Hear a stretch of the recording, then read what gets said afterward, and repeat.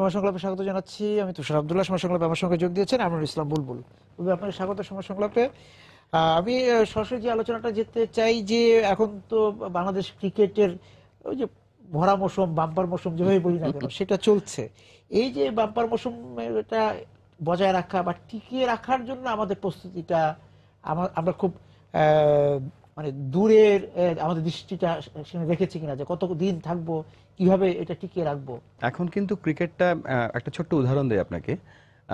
বাংলাদেশে যে জায়গাটা থেকে ক্রিকেটটা সব বের হয়ে আসে বিকেএসপি, সেখানে কিন্তু আরো অনেক স্পোর্টস আছে। তো যখন 40টা সিট আছে, 50 জন ট্রায়াল দিচ্ছে, এরকম অন্যান্য স্পোর্টসে ক্রিকেটে কিন্তু 40টা সিটের জন্য 4000 ছেলে এসছে। এবং সেখানকার কোচরা বা আমাদের সিনিয়র কোচ ফাহিম ভাই বলছিল যে কিভাবে সিলেক্ট করবো এত প্লেয়ার থেকে, এত লোক থেকে বেস্ট 40। সো এখান থেকে বোঝা যাচ্ছে যে কত লোক ক্রিকেট খেলতে চাচ্ছে। অ্যাট দ্য সেম টাইম এখন বাংলাদেশ জাতীয় দল খুব ভালো ক্রিকেট খেলছে, বিশ্বকাপে ভালো খেলেছে, পরবর্তীতে হোম সিরিজ সব মানে অতুলনীয় ভালো খেলেছে, একচেটিয়া খেলেছে। এখন আমরা যদিও জিম্বাবুয়ে একটা দুর্বল দল, তার সাথে আমরা জয়ের যে ধারাটা সেটা অব্যাহত রেখেছি। ডোমেস্টিক ক্রিকেটটায় অনেক প্রশ্ন আছে, তারপরেও কিন্তু আমাদের ইন্টারন্যাশনাল ক্রিকেট কিন্তু একেবারে ব্যস্ত সূচি। বিপিএলটা ভালো গিয়েছে, বিপিএলটা ভালো শেষ হয়েছে। বিপিএলটা এমন একটা সময় শুরু করেছিলাম আমরা, ঠিক তারপর পরে জিম্বাবুয়ে খেলছে, এশিয়া কাপ খেলবে বাংলাদেশ, তারপরে টি-20 ওয়ার্ল্ড কাপ। তো সব কিছু ধারা কিন্তু সব ঠিক আছে। একটা জায়গায় আমার কাছে মনে হচ্ছে যে দেশীয় ক্রিকেটার যারা বা দেশের মধ্যে যারা ক্রিকেট খেলে, জাতীয় দলের বাইরে, তাদেরকে আরেকটু ঘরোয়া ক্রিকেটটা আরেকটু ঢেলে সাজানো উচিত বা ক্যালেন্ডারটা ফিক্স থাকা উচিত। এবং সেই জায়গাটা আমাদের হচ্ছে না খেলাটা। এবং যেটা আমরা বলছিলাম যে টি-20 আছে, আমরা শুধু টি-20 নির্ভর হয়ে পড়ছি কিনা, যে আমাদের বরাবরই বলা হয় যে বড় ইনিংস না খেলার অভ্যাসটা, যেটা কারোর সঙ্গে আমরা টেস্ট খেলতে গেলে বড়ভাবে ধরা পড়ে। আপনি দেখবেন যে এবারে কিন্তু জিম্বাবুয়ের সাথে যে সিরিজটা খেলছি, এটা কিন্তু একটা টেস্ট ছিল, সেটা আমরা খেলছি না, শুধুমাত্র টি-20 খেলছি। আমাদের যে বিসিএল বা যে আঞ্চলিক ক্রিকেট যেটা, সেটা কিন্তু আমরা হঠাৎ করে বন্ধ করে দিচ্ছি শুনতে পেলাম। তো এগুলো কিন্তু ঠিক না। আপনি জানেন যে টেস্ট ক্রিকেট বা লম্বা ক্রিকেট বা লঙ্গার ভার্সন ক্রিকেট, যদি ক্রিকেটটা চলতে থাকে সবসময়, আমাদের দুটো লাভ হয়। একটা হচ্ছে যে আমরা টেস্ট ক্রিকেটে ভালো করার সম্ভাবনা থাকে, আর একটা হচ্ছে যেই প্লেয়ারটা টেস্ট ম্যাচে ভালো খেলে, সেই প্লেয়ারটা যে কোনো ফরম্যাটে ভালো খেলে, কারণ তার শেখাটা অনেক পাকাপোক্ত হয়। কিন্তু আমরা যদি শুধুমাত্র টি-20 খেলতে থাকি, সেটা কিন্তু ক্রিকেটের শেখার জন্য খুব ভালো একটা প্র্যাকটিস না। উইকেট আঁকড়ে থাকার শেখাটা হয় না, সেটা হয় না। বোলাররাও কিন্তু ধরেন শুধুমাত্র 4 ওভার বল করে ভাবছি যে এই বোলারটা অনেক ভালো, কিন্তু শুধুমাত্র 4 ওভার বল করে কিন্তু একটা বোলারকে ফিজিক্যাল ফিটনেস, স্ট্যামিনা সবকিছু বিচার করা যায় না। তবে এটা ঠিক যে টি-20 যেহেতু আইসিসি একটা ওয়ার্ল্ড কাপ করছে, সেখানে আমাদের পারফরমেন্সটা একটু পিছিয়ে আছে, আমাদের অবশ্যই সেই জায়গাটায় মনোযোগ দেওয়া উচিত। মানে 50 ওভারের খেলাটা, 50 ওভারে তো আমাদের ক্রিকেটটা যে এই জায়গায় এসছে, কিন্তু প্রধান কারণ কিন্তু জাতীয় দলে যারা খেলছে তাদের ব্যাকগ্রাউন্ড ছিল হচ্ছে ক্লাব ক্রিকেট। সেটা কিন্তু আমরা এখনো শুরু করতে পারিনি, আমরা বলছি মার্চে করব। কিন্তু সিমেন্টেনিয়াসলি কিন্তু আমাদেরকে সেই জিনিসটা কন্টিনিউ করা উচিত ছিল। আমাদের কাছে মাঠ আছে, আমাদের কাছে প্লেয়ার আছে, শুধু আমাদের আয়োজনের অভাব। এখন আমরা যেভাবে পাচ্ছি, খেলোয়াড় যেভাবে পাচ্ছি, আমরা বিপিএল থেকে অনেক রনির মতো আরো দুজনকে আমরা খেলোয়াড়কে পেলাম, তা সেই যোগানটা তো বন্ধ হয়ে যাবে। সেই যোগানের এই ধারাবাহিকতা থাকবে না। যদি আমি বিসিএলের কথা বললেন বা আসলে আমরা কিন্তু সবাই তাকিয়ে আছি ন্যাশনাল টিমটার দিকে বা গাছের ফলনটার দিকে, কিন্তু আসলে কিন্তু সত্যিকারের যে জায়গাটা ক্রিকেটার আছে, যেমন আমরা কিন্তু যখন টেস্ট পেয়েছিলাম, তখন আইসিসি কে বলেছিলাম যে আমরা রিজিওনাল ক্রিকেট সেন্টার করব, যেখান থেকে আমাদের রিজিয়ন তাদের নিজস্ব প্লেয়ার তৈরি করবে, সেখান থেকে তারা খেলবে জাতীয় ক্রিকেট লিগে। কিন্তু সেটা এখন তৈরি করতে পারিনি। আমরা শুধুমাত্র ওয়েট করছি বিকেএসপি থেকে কোন প্লেয়ারটা আসছে, বা আমাদের কিছু এখন প্রোগ্রাম হচ্ছে এজ গ্রুপে, সেখান থেকে প্লেয়ার আছে। তার ফলশ্রুতিতে কিন্তু আমাদের যে এর পরপরই কিন্তু বিশ্বকাপ শুরু হতে যাচ্ছে আন্ডার-19-এর, সলিড একটা টিম আমরা পেয়েছি।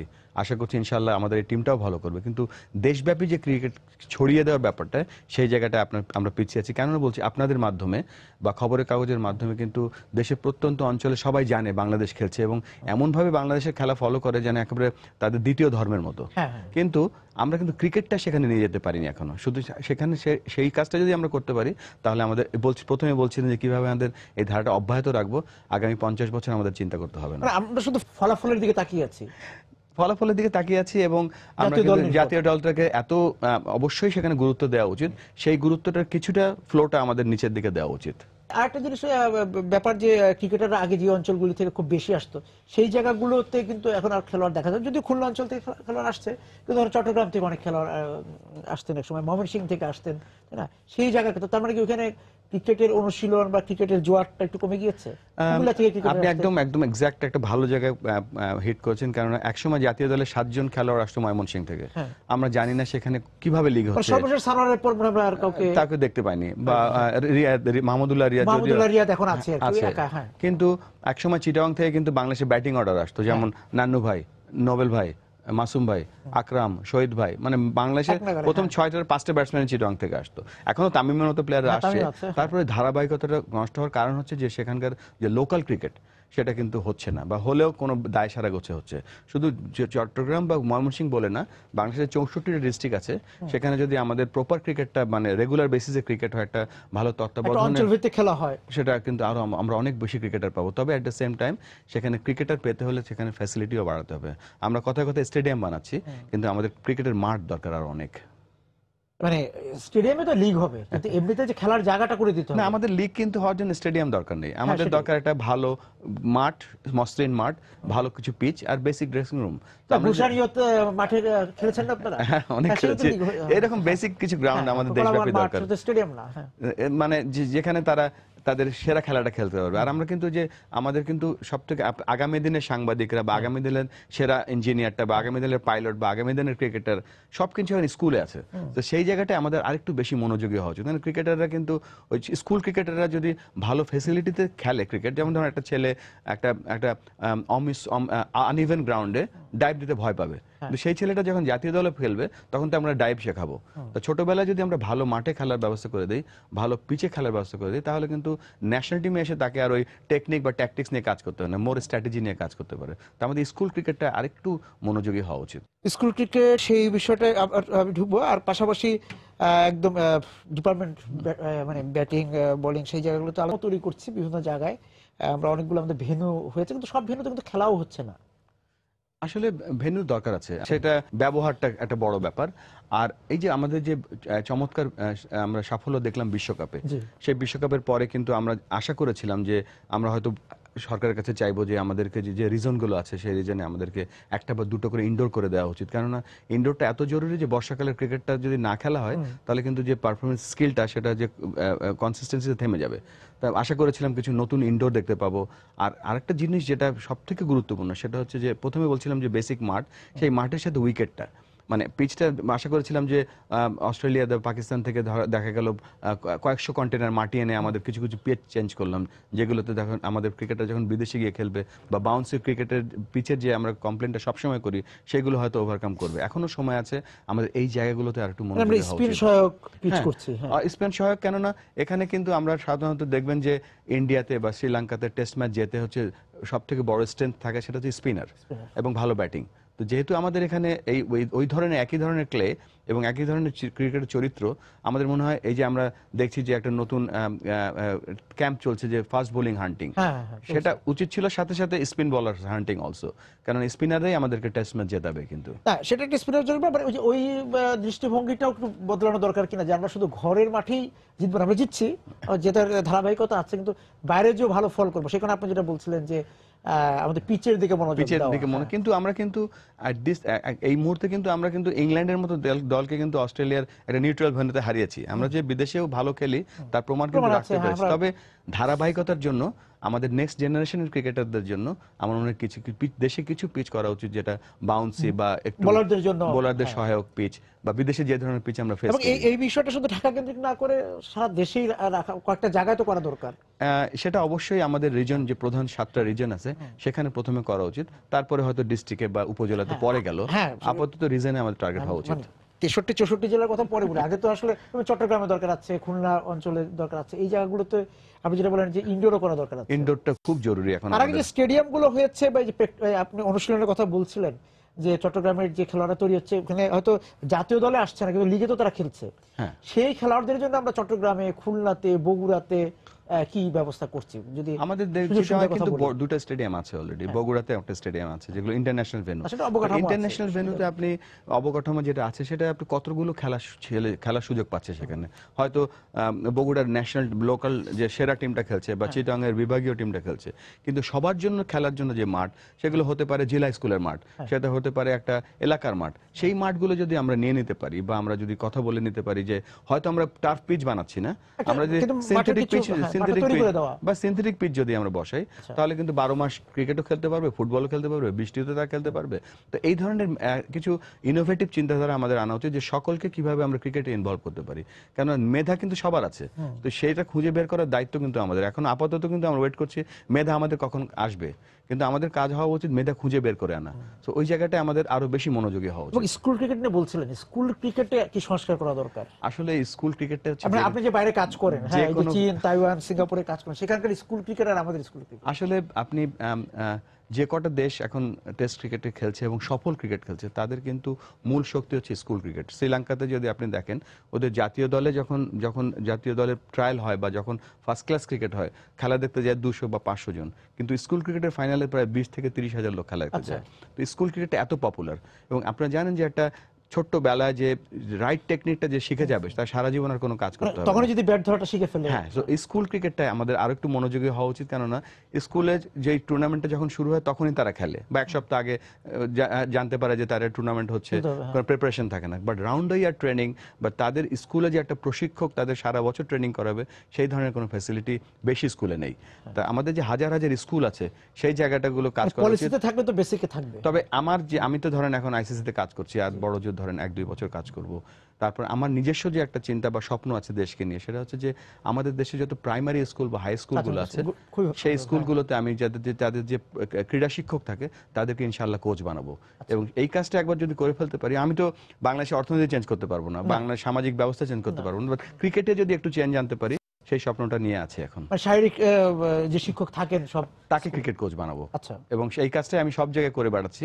তবে যে লেভেল, ওই যে আপনি যেখানে যেসব জায়গায় কাজ করছেন, শ্রীলঙ্কা বা সিঙ্গাপুর, তাইওয়ান বা হংকং, চীন, সেখানে কি মানে ওদের পলিসিটা কি এরকম যে ওই যে আপনি যেটা বললেন যে স্কুলের এটা আমি শিখেছি শিক্ষকদের কোচ করা? চীনে। ওরা চীনে কিন্তু ক্লাব নেই, ওখানে এডুকেশনাল ইনস্টিটিউশন হচ্ছে সব স্পোর্টস এর ব্যাকবোন। সেখানে ওই ওই একটা ক্রীড়া শিক্ষক যখন স্কুলে যখন 100 বা 200 বা 500 ছেলে নিয়ে কাজ করে, সে যদি ক্রিকেটের প্রকৃত টেকনিক্সটা জানে, ক্রিকেটের ট্যাকটিক্সটা জানে, তাহলে কিন্তু তার আপনার কাজটা সে করে দিচ্ছে। আপনার পক্ষে বা আমার পক্ষে বা একটা ন্যাশনাল বোর্ডের পক্ষে সম্ভব না সব স্কুলে গিয়ে তদারকি করা, কিন্তু সেই স্কুলে যদি আপনি কোচ বানিয়ে দেন, তাহলে কিন্তু তারা অটোমেটিক্যালি তারা ক্রিকেট খেলতে থাকবে। আর একটা কোচ কখনো বলতে পারে না যে এই ছেলেটাকে আমি বানিয়েছি, এই ছেলেটাকে আমি সুযোগ করে দিয়েছি, সে অটোমেটিক প্লেয়ার হয়ে আসছে। তো ওই সুযোগগুলো ছড়িয়ে দেওয়া উচিত আমাদের দেশে। কিন্তু হাজার হাজার ট্যালেন্টেড ক্রিকেটার্স আছে, আমরা কিন্তু এখনো সেইভাবে তাদেরকে খুঁজে আনতে পারছি না। এমনিতে ব্যক্তি উদ্যোগে কিছু ক্রিকেট একাডেমি হয়েছে, বেসরকারিভাবে হয়েছে, সেগুলি এটা অসম্ভব একটা ভালো উদ্যোগ, কিন্তু ওই যে ব্যক্তি উদ্যোগে বলেন বা নিজস্ব প্রচেষ্টায় বলেন, বা বেশ অনেকগুলো একাডেমি আছে, ক্রিকেট একাডেমি এবং হয়েছে আমাদের। এরা কিন্তু বাংলাদেশ ক্রিকেট বোর্ডের কিন্তু অ্যাফিলিয়েটেড, এবং তারা Bangladesh cricket board certified. Bangladesh cricket board কিন্তু এটা একটা ভালো কাজ করেছে। অ্যাট দ্য সেম টাইম তাদের যে কোচগুলো আছে তাদেরকে মনিটর করা উচিত, তারা কি শেখাচ্ছে, কিভাবে শেখাচ্ছে, কি ফ্যাসিলিটি তাদের আছে, তাদের ফ্যাসিলিটিটা কতটুকু আরেকটু আপগ্রেড করা যায় কিনা, এবং কোচগুলোকে রেগুলার বেসিসে নতুন নতুন টেকনিক্স বা রিফ্রেশ করাও কিন্তু আমাদের বাংলাদেশ ক্রিকেট বোর্ডের দায়িত্ব। তাহলে হবে কি, সেই ক্রিকেট একাডেমিতে যারা খেলছে তারা রেগুলার বেসিসে তাদের আপডেট করতে পারবে থ্রু দেয়ার কোচ।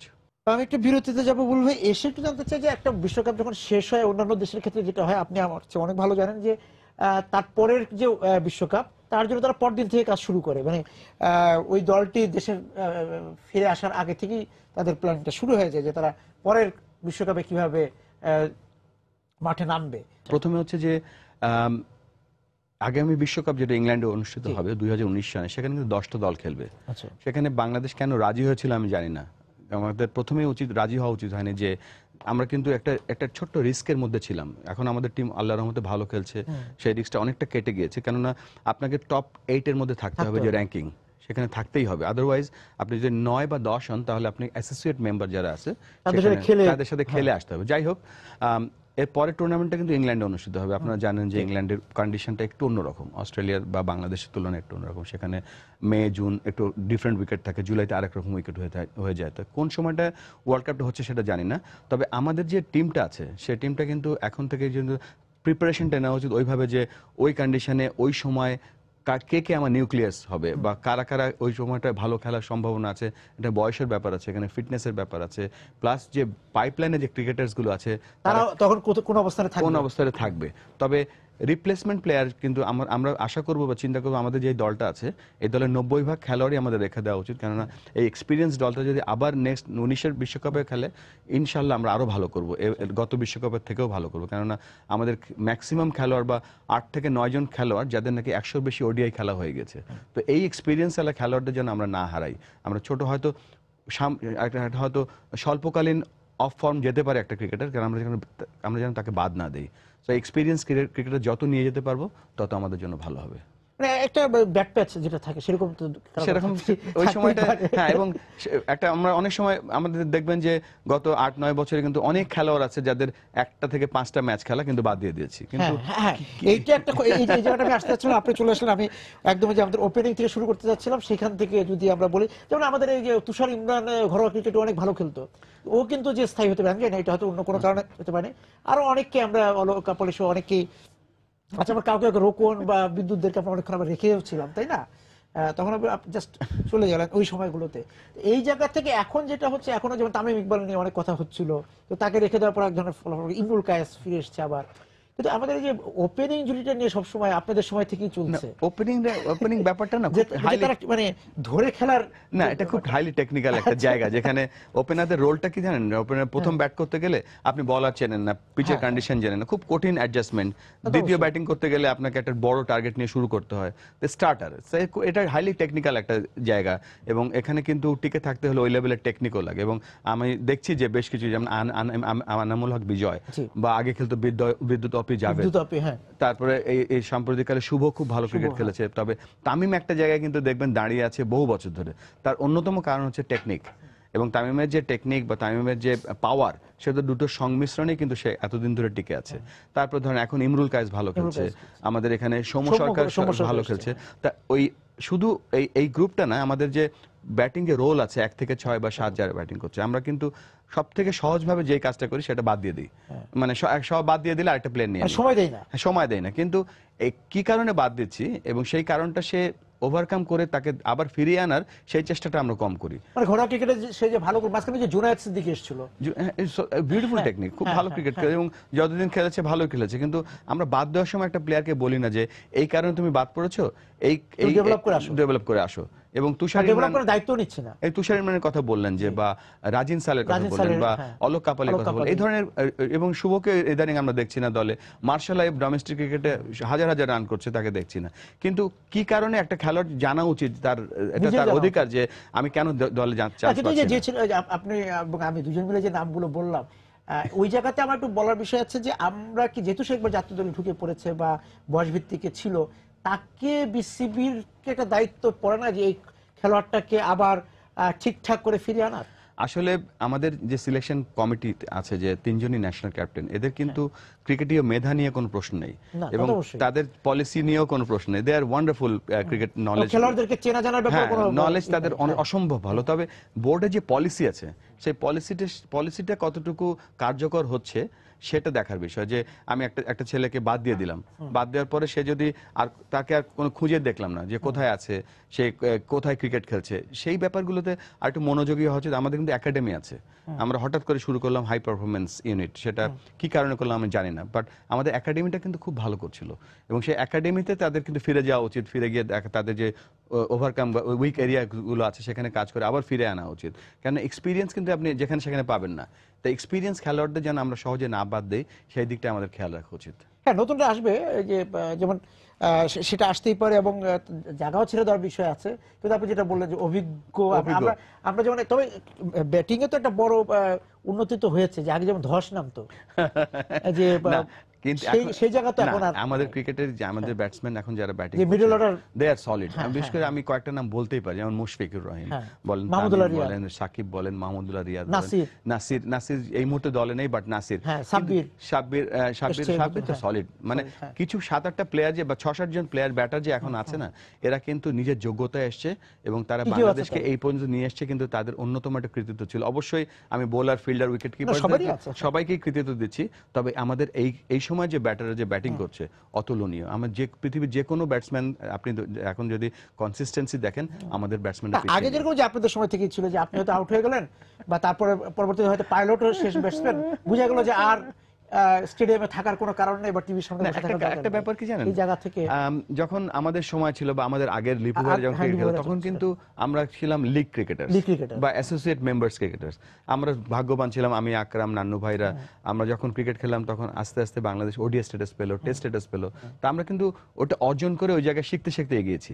এখন যারা ক্রিকেট খেলছে এরা বন্ড টেস্ট ক্রিকেটার্স, এসেই টেস্ট ক্রিকেট খেলছে। এরা ফ্যাসিলিটি পাচ্ছে, এদের পয়সার কোনো অভাব নেই, এরা ভালো বড় বড় কোচ পাচ্ছে, তারা অ্যানালিস্ট পাচ্ছে। তা এখন কিন্তু ক্রিকেটাররা বাই বন্ড টেস্ট ক্রিকেটার্স, এবং আমরা আশা করি, এবং এখন যারা খেলছে ধরেন না, যে বললাম যে প্রায় 100টা ওডিআই খেলে ফেলেছে, তো 100টা ওডিআই যখন খেলে ফেলে তখন কিন্তু তার ওই এলাকা ওই স্ট্যান্ডার্ড সম্বন্ধে তার একটা ক্লিয়ার ধারণা হয়ে যায়। আমাদের মধ্যে, আমার যেমন প্রথম 7টা বছরে সেরা সময় 7টা ওডিআই খেলেছিলাম, তো 7 বছরে 7টা খেলা থেকে এখনকার ক্রিকেটাররা দেখা যাচ্ছে যে এক সিজনে 14-15টা বা 20টা ওডিআই খেলে ফেলছে। তো এখন কিন্তু সুযোগ সুবিধা অনেক বেশি, এবং আমরা আশা করব যে যারা এখন খেলছে সেই ফর্মটা ধরে রাখুক, এবং বাংলাদেশ এগিয়ে যাচ্ছে, বাংলাদেশ ক্রিকেট এগিয়ে যাচ্ছে। আমি অস্ট্রেলিয়াতে এখন থাকি বা বিভিন্ন দেশে কাজ করি, আমি গর্ববোধ করি যে বাংলাদেশের ক্রিকেটার ছিলাম আমি, বা বাংলাদেশকে যেভাবে অস্ট্রেলিয়া রেসপেক্ট করে বা অস্ট্রেলিয়ান নাগরিকরা রেসপেক্ট করে অ্যাজ এ ক্রিকেটিং নেশন হিসেবে, আমার গর্ব বুক খুলে যায়। আমি একটু আবার বিরতিতে যাবো বুল ভাই। এসে যে ব্র্যান্ডিং বাংলাদেশ যদি আমরা বলি, আপনি অস্ট্রেলিয়া থাকেন, পৃথিবীর অনেক জায়গায় ঘুরে বেড়ান, ব্র্যান্ডিং বাংলাদেশের একটা বড় কিন্তু এখন ক্রিকেট।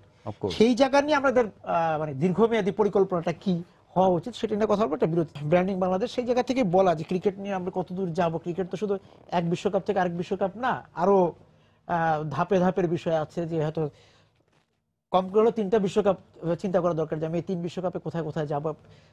সেই জায়গা থেকে আমাদের কি করণীয়, কি করছে সেটা তো আমরা জানি। বাংলাদেশের কিন্তু brand is established already. Tigers যেমন নিউজিল্যান্ডকে সবাই বলে, ওদের যে কিউইজ না, ওদের যে রাগবি টিম অল ব্ল্যাকস একটা ওয়ার্ল্ড ওয়াইড ব্র্যান্ড। আমাদের কিন্তু Bangladesh cricket team Tigers brand, এটা এস্টাবলিশড ব্র্যান্ড। এখানে আমাদের ব্র্যান্ডিং এর যে ব্যাপারগুলো থাকে, যেমন মার্চেন্ডাইজিং, আমাদের যে আমরা ম্যানচেস্টার ইউনাইটেড ক্লাবের মতো দলও কিন্তু জার্সি বেচে একটা বিশাল আয় তাদের আছে, আমাদের কিন্তু সেই সব নেই। আমাদের এই ব্র্যান্ডিংটা আরেকটু স্ট্রং করা উচিত, যে বিশ্বব্যাপী বাংলাদেশকে জানে টাইগার্স হিসেবে। এই যে মার্চেন্ডাইজিং ব্যাপারটা, সেটা কিন্তু আমরা লুজ করছি হিউজ অ্যামাউন্ট অফ মানি। ওদিকে হয়তো মানে ভাবি নাই বা মনোযোগ দিচ্ছি না, দেওয়া উচিত। আর আরেকটা যেটা বললেন কয়েকটা বিশ্বকাপের কথা, আমাদের সবচেয়ে বড় সম্পদ কিন্তু দুটো, একটা হচ্ছে সমর্থক, একটা হচ্ছে নাম্বারস। আমাদের কিন্তু সবাই খেলতে চায়, এবং আমাদের যে এখন এই মুহূর্তে যদি আপনি একটা স্কুলে গিয়ে বলেন যে আমি ক্রিকেট খেলা শেখাতে চাই, আপনার 100টা ছেলের মধ্যে 90টা ছেলে চলে আসবে।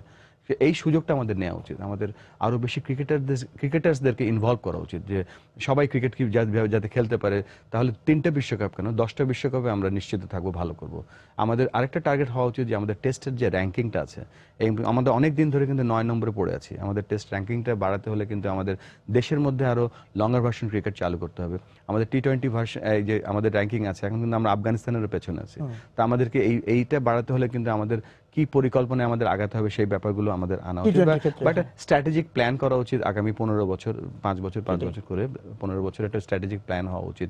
সেই প্ল্যান অনুযায়ী আমাদের আগানো উচিত, এবং ক্রিকেটে যারা কোচরা আছে, ক্রিকেটে যারা নিবেদিত প্রাণ আছে, তাদের নিয়ে এই প্ল্যানটা করা উচিত। নট অনলি কয়েকজন মিলে, তাদের 4-5টা ব্রেনের থেকে 15-20টা ব্রেন অবশ্যই ভালো, তো সবাইকে নিয়েই এ ধরনের একটা স্ট্র্যাটেজিক প্ল্যান করা উচিত। আপনি আইসিসির সঙ্গে আছেন, সেই জায়গা থেকে অনেক সম্পৃক্ততার জায়গা থেকে যদি বলি যে আমরা যখন খেলতে চাই, সেই জায়গাগুলিতে তো এক ধরনের বাংলাদেশকে এখনো ঝামেলার মধ্যে পড়তে না। আসলে এটা কিন্তু গত বছর আমি হয়তো আমার মতো করে আমি টেস্ট খেলতে পারছি না, টেস্ট খেলতে চাচ্ছে না।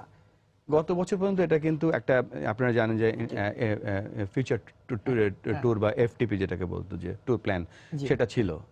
এখন কিন্তু ম্যাক্সিমাম সিরিজ কিন্তু বাইল্যাটারাল হয়, যে একটা দেশের সাথে দ্বিপাক্ষিক আলোচনার মাধ্যমে হয়, সেটা খরচ টরের ব্যাপার থাকে, সেখানে অনেকগুলো ব্যাপার থাকে, সেটা আমি অত এক্সপার্ট না। তবে আমাদের কিন্তু টার্গেট করা উচিত যে আমাদের একটু একটু একটু চালাকি করা উচিত, যে আমাদের কিন্তু নেক্সট টার্গেট বেশি খেলা উচিত পাকিস্তান এবং ওয়েস্ট ইন্ডিজের সাথে, যাতে আমাদের র্যাঙ্কিংটা আমরা একটু সামনের দিকে নিয়ে যেতে পারি, আমার র্যাঙ্কিং এর আশপাশের দেশের ধারাকে এবং যেটা সম্ভব হারানো সেই ধরনের দলের সাথে বেশি খেলা উচিত। আমরা অবশ্যই ইংল্যান্ডের সাথে খেলা উচিত, অস্ট্রেলিয়ার সাথে খেলা উচিত। আমরা জানি তাদের সূচি অনেক ঠাসা থাকে ম্যাচ দিয়ে, তারপরে আমাদের সেই জায়গাগুলোতে বেশি বেশি খেলা উচিত। তবে যত বেশি আমরা হোমে আগামী 2 বছর খেলবো তত আমাদের বেশি লাভ হবে, কেননা হোমে আমাদের যেটা সম্ভব নিয়ে আসতে হবে। হ্যাঁ, ও তাদেরকে রাজি করা হতে হবে, শুধু টি20 না, তোমরা রাজি করানোর টেস্টও খেলো। হ্যাঁ, টেস্ট এবং টি20 এবং 50-50 একটা পূর্ণাঙ্গ সিরিজ, হ্যাঁ পূর্ণাঙ্গ সিরিজ আমাদের খেলা উচিত। আমাদের সঙ্গে দেখা যাচ্ছে অনেকে টেস্ট করতে চায় না, যে একটা কোনো ভাবে রাখে তো রাখলো না।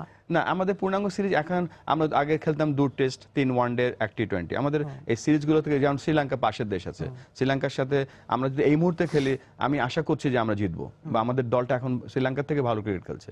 তো আমরা যেটা পূর্ণাঙ্গ সিরিজ 2 টেস্টের জায়গায় 3 টেস্ট খেলি, 5 ওয়ানডের জায়গায় 7 ওয়ানডে করার চেষ্টা করি। এটা খুব কঠিন কাজ আমাদের ক্রিকেট অপারেশনসের জন্য।